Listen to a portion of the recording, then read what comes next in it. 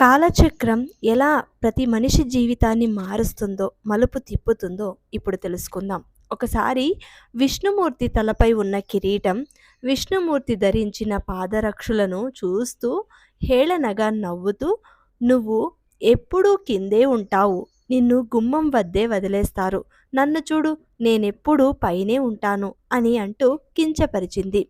యోగ నిద్రలో ఉన్న శ్రీహరి ఇదంతా విని పాదరక్షలతో, "పాదకులారా, చింతించకండి. రామావతారంలో మిమ్మల్ని సింహాసనంపై కూర్చుండబెట్టి 14 ఏళ్ళు రాజ్యపాలన చేయిస్తాను. కిరీటం యొక్క గర్వాన్ని అణిచివేస్తాను" అని అన్నాడట.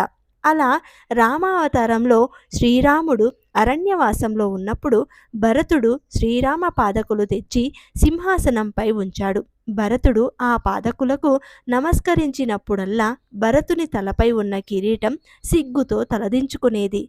ఎవరిని చిన్న చూపు చూడకూడదు, కాలం ఎప్పుడూ ఒకేలా ఉండదు అనడానికి ఈ చిన్న కథే నిదర్శనం.